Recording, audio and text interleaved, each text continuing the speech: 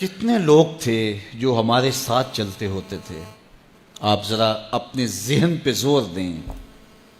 بچپن کے دوست، کلاس فیلوز، کاروباری ساتھی، گلی محلے کے لوگ، رشتہ دار، اعزاء و اقربا، آباء و اجداد، اور کتنے لوگ آپ کے مخالفین، معاندین. یہ ساری فہرست ذہن میں لائیں تو ایک دم خیال پڑتا ہے فلاں بھی چلا گیا، فلاں بھی چلا گیا. کوئی سال کے بعد اچانک کوئی بات یاد آتی ہے تو یاد آ جاتا ہے، کوئی 6 ماہ کے بعد یاد آتا ہے.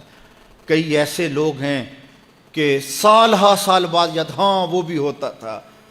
مٹی کا رزق بن گئے، قصہ پارینہ بن گئے. کہانی تو اتنی سی ہے نا، جو اکڑ اکڑ کے چلتے تھے آج وہ مٹی کا رزق بن گئے ہیں.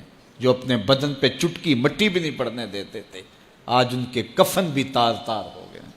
حضرت غوث اعظم فرماتے ہیں قبرستانوں میں جا کے دیکھو کیسے کیسے حسینوں کی مٹی خراب ہو رہی ہے.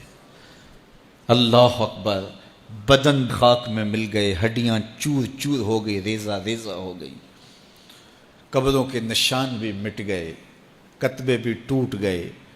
مٹ گیا مشتاق دل سے رنگے یاد رفتگاں. پھول مہنگے ہو گئے، قبریں پرانی ہو گئی. کون کسی کو یاد کرتا ہے؟ اور اسی طرح ہم مل کے مٹی کا رزق بننے والے ہیں، لیکن کوئی ایسا کام چھوڑ جائیں گے، اپنے رب سے جڑ جائیں گے، اپنے رب کے بندوں سے جڑ جائیں گے، رسول کریم کے دامن کو تھام لیں گے تو پھر موت بھی مرنے نہیں دے گی.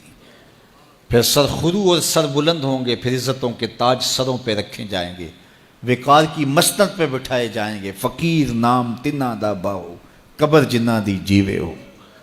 پھر قبروں پہ بھی چراغاں ہوگا جب ہم ان سے جڑ جائیں گے. تو یہ مختصر زندگی کی تمام تر لطافتوں کے حصول کے ساتھ گزرنی چاہیے. کتنے نوجوان ہیں جنہوں نے اپنی توبہ کو مؤخر کیا تھا بڑھاپے کے لیے، اور آج قبرستانوں میں دفن ہیں.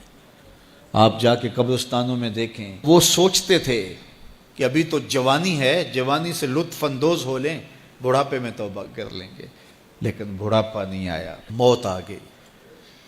موت تو برحق ہے، یہ تو آ کے رہنی ہے، لیکن بڑھاپا لازمی نہیں ہے کہ ضروری آئے.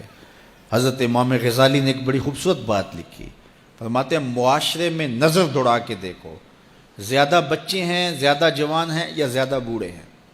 تو کہا آپ کو بچے زیادہ ملیں گے. ہر گھر میں دیکھ لیجئے، بچے زیادہ ہوں گے، جوان ان سے کم ہوں گے، بوڑھے ان سے کم ہوں گے. تو اگر بوڑھے تھوڑے ہیں، جوان زیادہ ہیں، تو غزالی فرماتے ہیں پھر بات سیدھی سیدھی ہے، بڑھاپے تک کوئی کوئی پہنچتا ہے، زیادہ جوانی میں چلے جاتے ہیں. اور کہا کہ اگر جوانوں سے بچے بھی زیادہ ہیں تو پھر اس کا مطلب بھی سیدھا سیدھا ہے کہ جوانی تک سارے نہیں پہنچتے، بہت بچپن میں چلے جاتے ہیں. غرہ کس پہ، ناز کس پہ، غرور کس پہ، تکبر کس پہ؟ تو یہ مختصر زندگی جو اللہ کی امانت ہے، اس کو اللہ کے نام پہ گزارو. جو بیت گئی وہ بیت گئی، وہ تو منہا ہو گئی زندگی سے. وہ مجھے رات سے کچھ لوگ میسج بھیج رہے ہیں کہ آج 16 مارچ ہے اور آپ کا پیدائش کا دن ہے، مبارک ہو. اللہ سب کو جزا دے.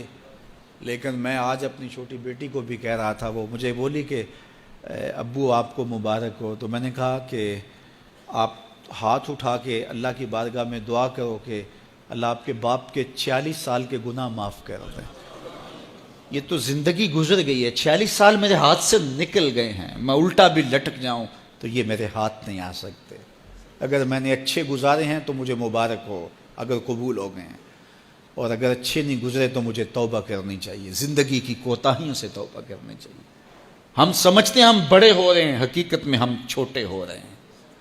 ہم اپنی زندگی کے اہداف طے کریں، زندگی کے مقاصد طے کریں. ساری زندگی اس کے گرد سفر کرنی چاہیے. کئی لوگ ساری زندگی گزار دیتے ہیں، ان کو ساری زندگی راستہ ہی نہیں ملتا کہ جانا کدھر ہے. وہ کیوں؟ وَأَضَلُّ السَّبِيلَ. اللہ فرماتا وہ بھٹکے ہوئے مسافر ہوتے ہیں. اللہ سے راستہ مانگو، آہستہ چلو لیکن منزل کا تعین کر کے بڑھو. بڑھتے رہو، منزل تمہارا استقبال کرے گی. آج مشکل ہے تو کل آسانیاں ہوں گی. تو یہ زندگی تیزی کے ساتھ کٹ رہی ہے. لمحہ لمحہ میں اور آپ موت کے قریب ہو رہے ہیں. قبل اس سے کہ وہ وقت آئے کوئی حجت باقی نہ رہے، مجھے اور آپ کو اپنی آخرت کی تیاری کی کوشش کرنی چاہیے.